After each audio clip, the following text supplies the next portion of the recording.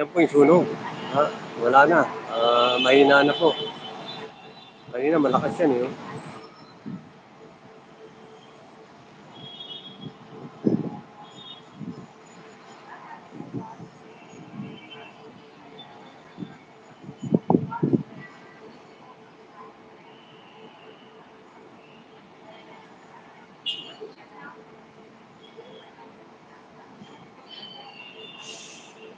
Yan po yung